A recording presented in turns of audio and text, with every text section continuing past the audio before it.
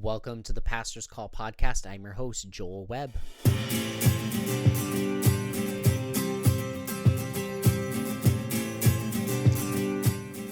Well, before we begin today's episode, I want to thank the sponsor for the show. It's Blue Water Free Methodist Church. We're an intentional community reflecting Jesus to our world.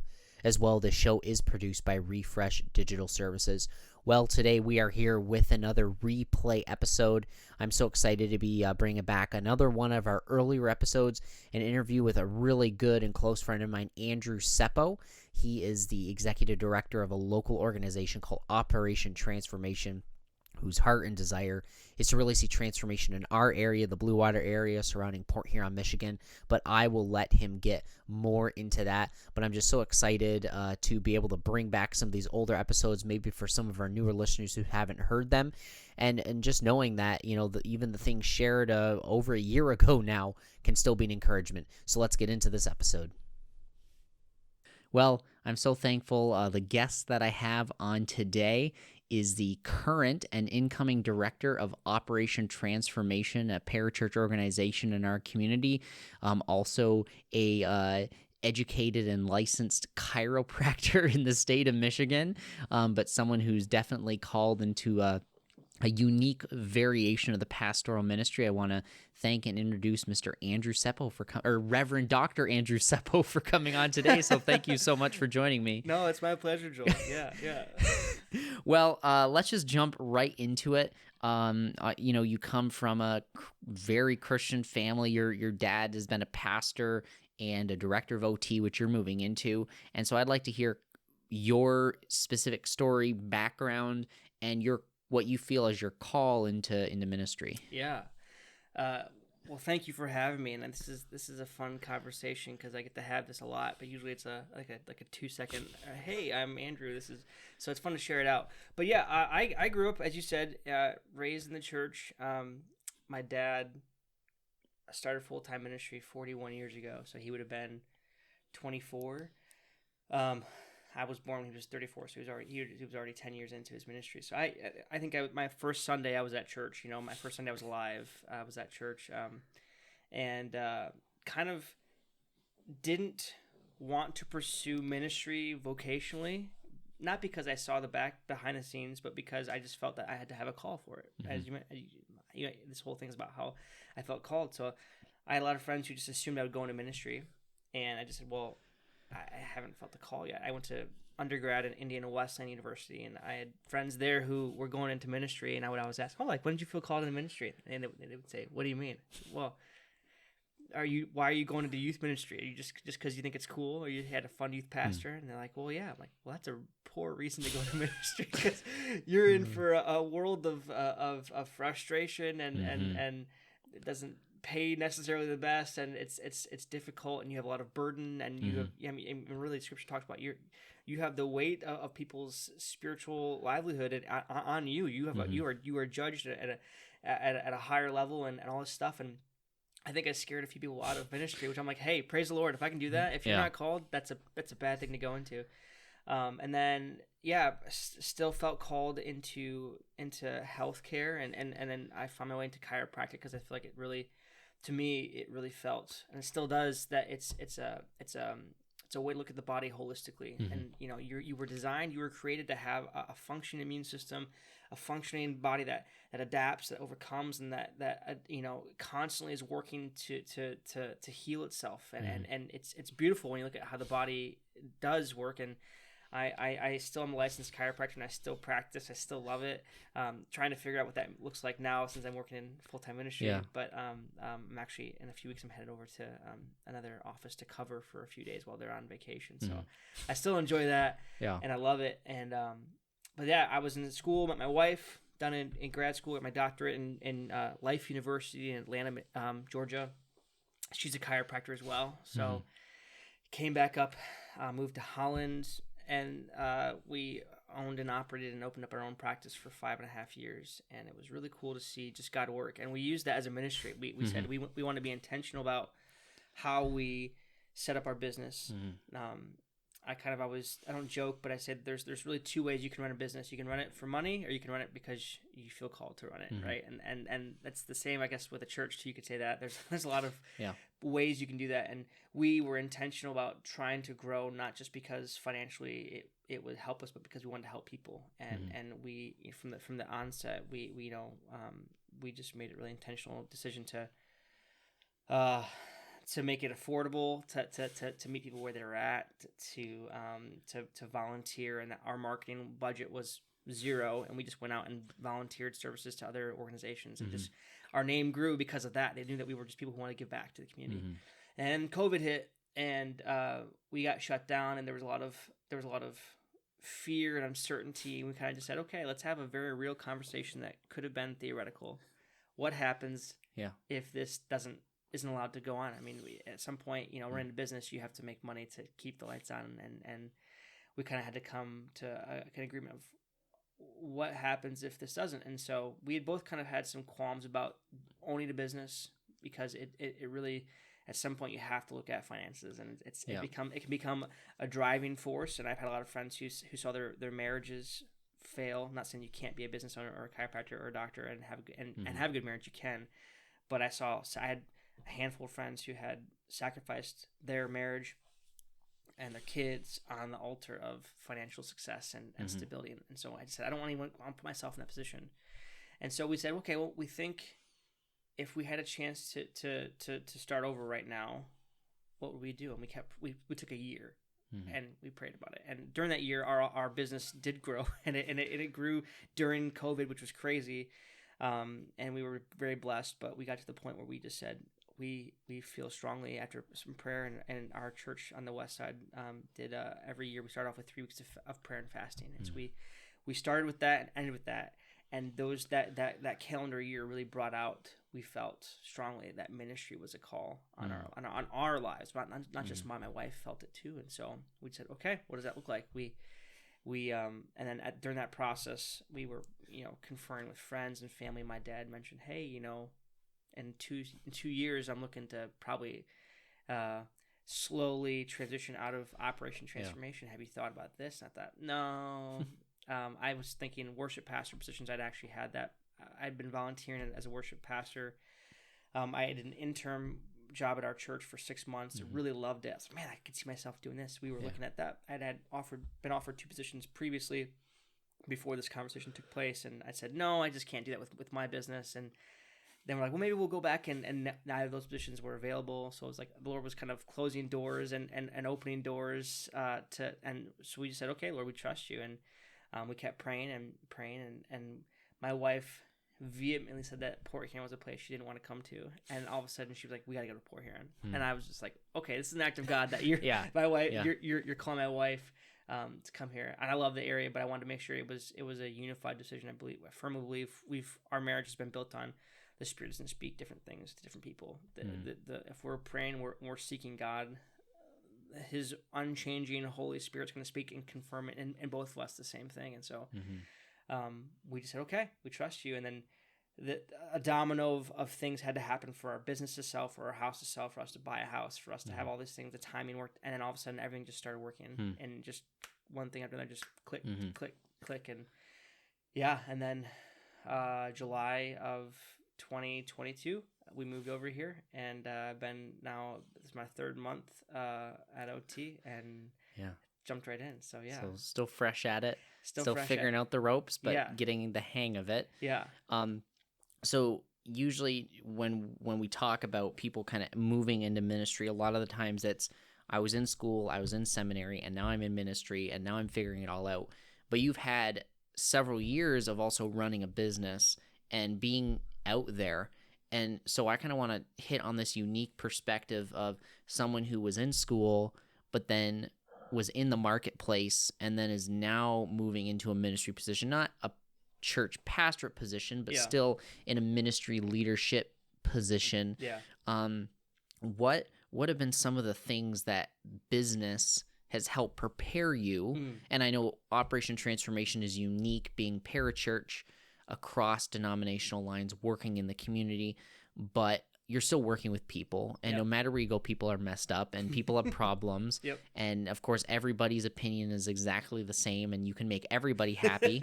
And if you can't hear that, that's sarcasm, because that's not the case. But so you've had a couple years even in the marketplace to work out, what school doesn't prepare you for. So what have been some of those things that the marketplace and running your own business have helped, maybe not necessarily ease you into ministry, but giving you a context or an idea that's made moving into ministry easier? Yeah, no, I think the fact that we started out with our business intentionally being a Christian business, and we would blast worship music the whole time you're in there. We had a prayer request jar at the front. We would openly pray with patients if we felt called to. I wasn't somebody who was just like handing out tracts and going, boom, you're going to hell if you don't believe in Jesus. Yeah. But I often say that we had obviously, 5.5 years of being a chiropractor and own my own business. We saw a lot of healing take place. We saw a lot of lives transformed physically. But for me, it's always been the relationships, and I love people, and I'm a lot like my father. I just think the world of people, and I think that to me, that's where I found my niche was just. I look at somebody and I try to make them feel like they're the only one in the room, and I give them the time of day. And my wife and I read there was a research paper done on fibromyalgia and other diagnoses that are basically we have no known treatment that can statistically help. And they said that they found one correlating factor in all these people that had these issues, and that was this: if they spent time with a physician, that was the one correlating factor of improved quality of life or symptoms. And so we said, hey, if we can just spend time with people and make them feel known. And so I think that was the basis of what we did. And translating that, I mean, I was dealing with people who weren't Christians, people who knew we were, when they first came in. I mean, our office screamed, we love Jesus, but we didn't say it. We let our actions, and we let the design of the place say that. But we had plenty of people who openly were not Christian, and we would talk about that, and it was really cool to have that it was an open dialogue about, hey, faith. If somebody came in, hey, we had a lady who came in, was very much not a Christian, and goes, hey, can I write a prayer request and just have you guys pray for something? And we said, sure. She goes, my sister's getting married in Texas, and I've never been in a plane, and I'm just deathly afraid of flying. And we said, sure. So she wrote it down, and I said, can I pray with you before you leave? Is that cool? She goes, yeah. And so a woman who was not a Christian, was very openly, knew that we knew that she wasn't, and we were like, totally, hey, that's fine. That's where you're at. But felt comfortable enough asking us to pray. That was like, I had a lot of cool stories. That was probably one of the coolest. And I just, I took that same mindset going, okay, I know that OT, as you say, it works with churches, but also with community leaders, with business leaders, with civic leaders. And even in the church, we're not going to see things the same. There's you could you could have a whole podcast series on just theological differences in the church. And that could go on for decades. And those already exist. Yes. So, we're not going to go and touch that. Yeah. But the same thing, that I knew that I was going to be dealing with people who had different opinions and who would know where I stood based on the organization I represent. Yeah. And bringing a networking and a business background where I was able to successfully go into a place and still reach and impact people and build relationships. To me, that was, I think, the biggest asset I have, is that I already had years of experience of doing that in a place where I didn't know anybody. Here, my family has a name. I'm a fifth generation pastor now, which is, I think, a pretty cool thing. Yeah. The lineage goes back. My grandfather was a traveling evangelist in the area, and so people who've been around more than 40, 50 years know my grandpa Tuevo. They know my dad and all the brothers, so therefore they know me. They kind of know where I come from. But being able to network and to grow a business and to successfully create relationships in a place where nobody knew my name, nobody knew who I was, where I came from. It was a beautiful thing. Looking back, I had the opportunity to hone in on who I am and not just rely on my father's lifestyle and the name of my family. And so I think that now I bring that confidence of. My mama would always say, "You're doing the most difficult thing. You're going to a place you don't know anybody to start a business. Those are two crazy things." And I said, "Well, yeah." So, I think that the idea of having the faith to trust God through that, and then seeing how we were able to do that, and seeing the relationships. And we just went back for the first time in 3-4 months, a couple weeks ago for a friend's wedding. It was just like we tried to see everybody we could, and we still didn't see everybody that we wanted to see. And it's like that's a huge testament to the Lord of just how many awesome relationships we were able to make. So I think building relationships with people, networking, and intentionally doing things with people that I know don't agree with me. Yeah. On theological, political things, healthcare things. We had several amazing physicians and PTs that would refer to us, and I'm not sure how many people are familiar with the PT chiropractic or MD DO world. They all kind of butt heads sometimes, but we were able to kind of traverse a lot of those kind of conversations. So I think just we were in a position we were met with opposition in a lot of corners, and we're able to kind of navigate those and not circumvent them, but just meet people, have conversations, and build trust and build relationships. And that's what it's all about. Yeah.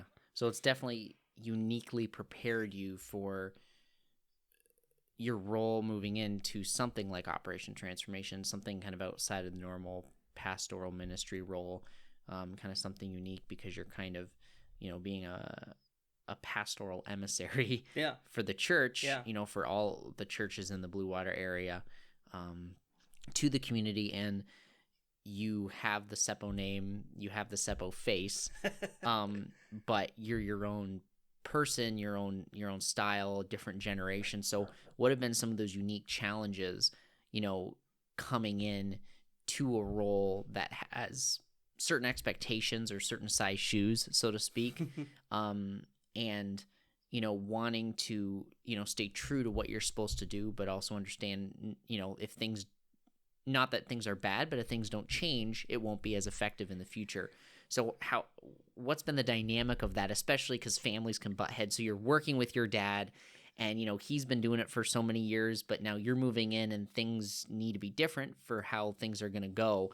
So just kind of talk about some of that unique thing, focus. It comes down to, that was probably one of the biggest areas I was prayerful about.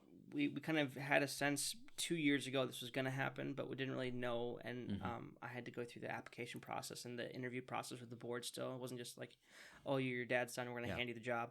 So it was a process, and throughout that whole process, I was prayerful and just said, hey, I feel like when I go before the board and they ask questions about, what's OT done, what do you think? And I said, I want to be prayerful about where I think OT not has missed the mark, but there's areas that we all have blind spots. Everybody has blind spots, and so kind of taking an unbiased, taking hopefully my Seppo cap off and saying, okay, as an organization as a whole, I look at OT, what I look at the current community, the current climate of our culture. What are there any spots that aren't quite hitting? Are we missing the mark on certain things? And I think, to me, I felt that the reach of the next generation was pretty apparent.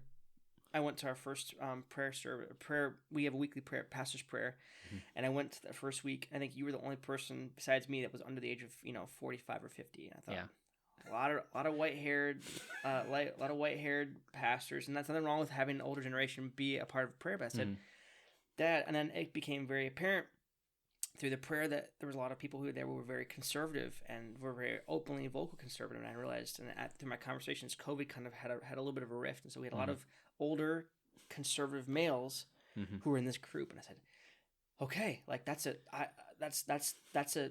for sure a dominant percentage of the people that were there. I said, where's the color? Where's the diversity? Where's the diversity in thought and theology and in political preference? And obviously, I think COVID kind of had a natural split because those who wanted to meet in person were of a certain persuasion politically and probably theologically as well, and those who weren't wanted to do things virtually. So I think for me, I said, I want to really intentionally pursue relationships where we don't see eye to eye, because there's so many churches in the area that don't see eye to eye. That if you're in church at all, that there's people in your own congregations that don't see eye to eye.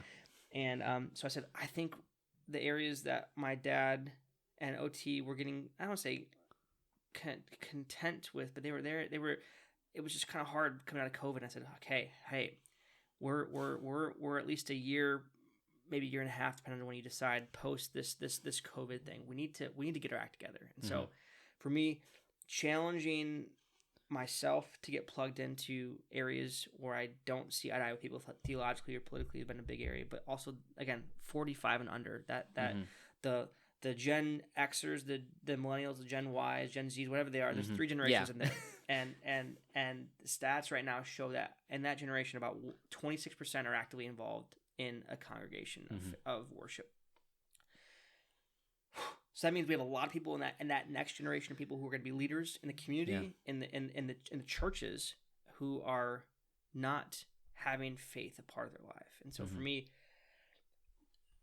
there's also another stat. I'm a big stats guy, if you haven't realized, but there's a stat that says basically you effectively communicate to people about 10 years you're elder and 10 years you're younger. So my dad being 65, the 75 to 55-year-olds, boom, maybe even a little older. He's got that tucked in real nice. I said, that's great. And the thing is, my dad's not going anywhere. I still want him to be involved in this. But for the 40, late 40s and 50s and under, we've done a really poor job as a whole of the church nationally of re-engaging that. And so we're trying to we have a few things obviously in play. I've talked with you a little bit before about this too, but one of the areas I'm looking at is saying, hey, there's got to be some creative artists or musicians or photographers or videographers or people who are gifted in that way. And I'd love to create some initiatives or some collaborations where we find a way to use that for the kingdom and people who maybe aren't plugged into a church,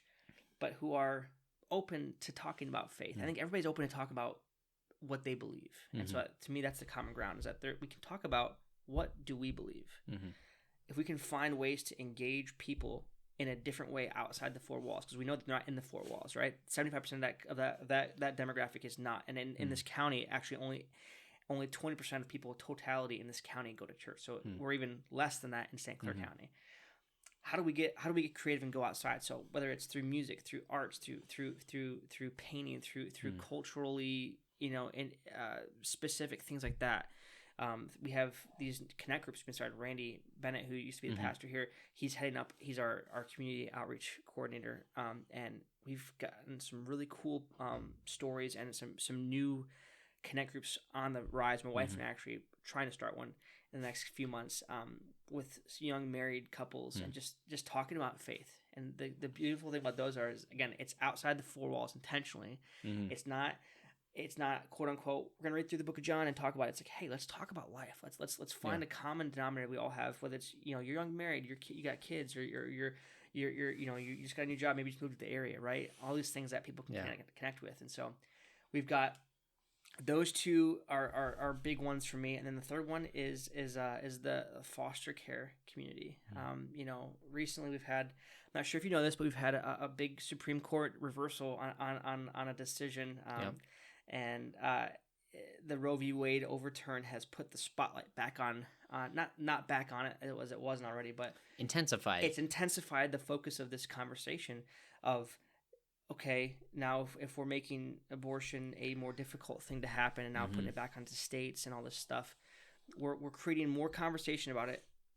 And I like to say this, no matter what side of the conversation you fall on that, it is the church's responsibility to step up.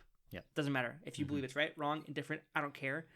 We care about the kids that are have nobody to raise them. And so, again, stats, we have, currently only 81 families in the county that are licensed to foster. And there's more than double the amount of kids that are right now in foster care or who are around. That's not including kinship families or grandparents who are taking care of kids or kins or brothers and sisters taking care of their kids' families or their kids. And so I have a huge heart to see the church. There's a lot of churches that have unique little things to help maybe their congregants. Yeah. But if we have, we have roughly upwards 60-ish churches in the county in the Blue Water area.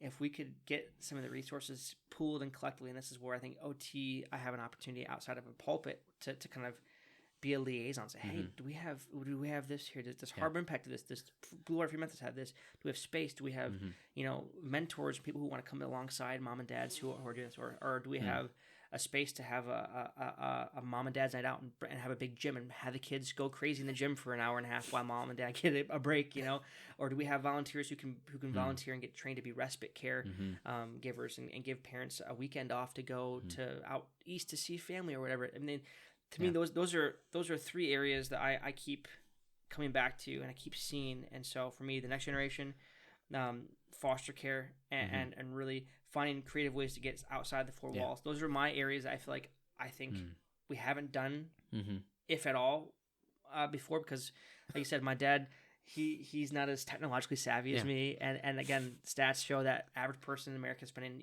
6 to 8 hours a day on a screen and 2 to 3 hours a day on a social media application of some sort. So trying to get this message and again, doing podcasts, doing some videos, being and there's a few things that my wife and I are going to start doing. We actually want to kind of do a healthy living podcast, taking our expertise and our education about holistic healthy living, and we talked about healthy. You gotta eat right, you gotta move right, you gotta think right, you gotta believe right. Those are things that create a healthy. So we want to do this about healthy living and say, hey, how do we take, from a Christian standpoint, how do we take that to health, to all facets of our life? So we've got a lot of cool ideas, and the thing is, there's a lot that we can do. There is, yeah. I gotta focus. Yeah. So my wife, she's a good counterbalance to me. She focuses me a little bit. Well, I'm kind of happy the direction, the conversation, because usually the episodes, the topics are kind of looking back on experiences. And I'm kind of encouraged that, for this episode particularly, we're kind of looking forward. And I think as we've had these conversations, and for those of us who are younger in ministry, we're seeing what the church has faced and challenging. Not that those who are older don't, because they do, but they don't necessarily know what to do. And not saying that they don't always, but in generalities. And, I think some of the things you were touching on are things that maybe a lot of us have thought, but didn't know how to express it, that for so long the church has been so internally focused, and we've had this perspective of separating ourselves because we are the church from what's going on around us, when in fact the church is called to be in and active in the world as the church, not in our four walls worshiping and having our Bible studies and then that's it.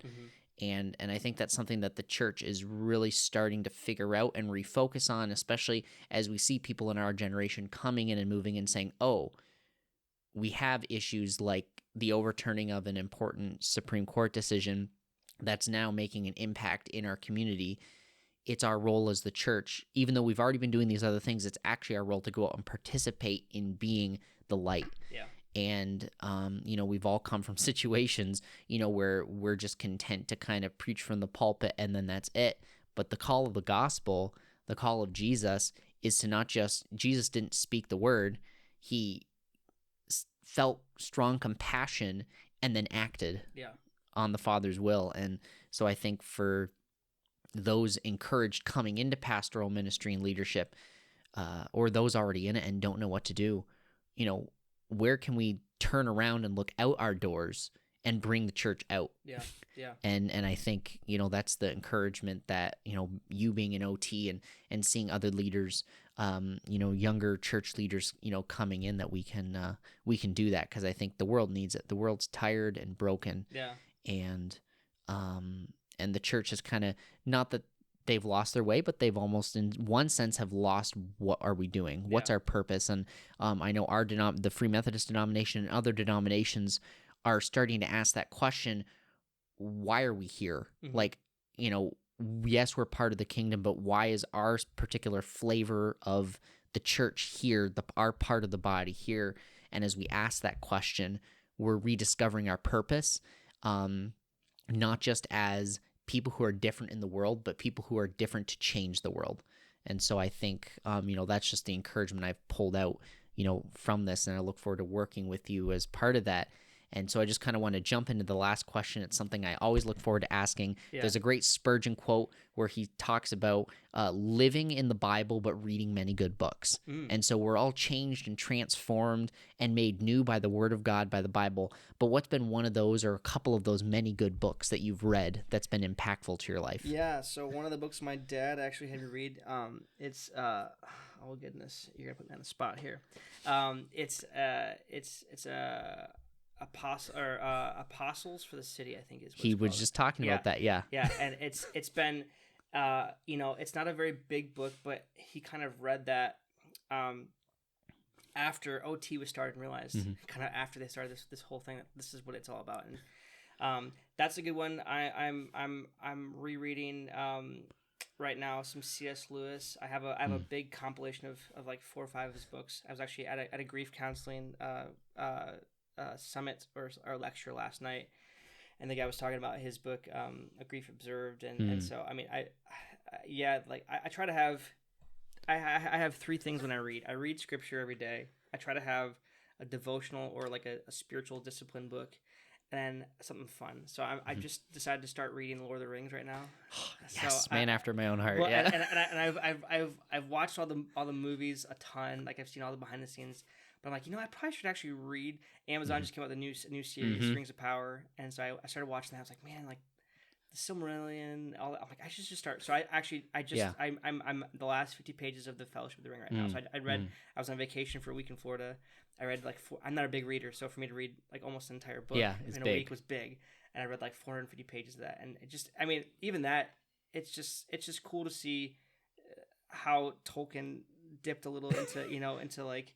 I mean, even looking at the creation of Middle Earth, like it's a beautiful allegory of even creation. Like there was a song being sung, and all of a sudden, Melkor came and kind of like had some dissonance, and you're like, oh, I see what you did there. He's sang his own song and kind of pulled some other people. Like his writings are truly a Christian work. They are, and this is not a Tolkien and theology podcast. They already exist. Yes. But I agree with you. I love it. I'm a huge Tolkien fan. I got all of his stuff. So, I know we could delve into that. So I love the recommendation of Lord of the Rings because I've been waiting for somebody to say it. Come on, yes. So definitely some good stuff for those who haven't read it. Some of the best books you'll ever read. Yep. And definitely C.S. Lewis's works as well. Yeah. Some great stuff. Well, Andrew, thank you so much for taking some time. I've been encouraged, appreciate hearing your story, your move into ministry, and not necessarily the look back on all of your experiences, but the look forward on where you feel, for the community in the area, Operation Transformation, but also the church and some of the things that we need to look at. So thank you so much for taking your time. Hey, you're welcome. For coming on. And I want to thank you, the listener, for joining another episode of the Pastor's Call podcast. Our hope and our vision is to encourage those interested or going through the process or already a part of pastoral ministry to be faithful to the truth and the love of the gospel. And so I want to thank you for joining us today. I want to thank the sponsor of this show, Blue Water Free Methodist Church, an intentional community reflecting Jesus to our world. Please remember, episodes come out every Wednesday morning at 8 a.m., and you can find us on any podcast platform. Please share it with your friends, tell somebody about it, leave us a review. It really, really helps, and we look forward to seeing you in the next episode of the Pastor's Call podcast. God bless.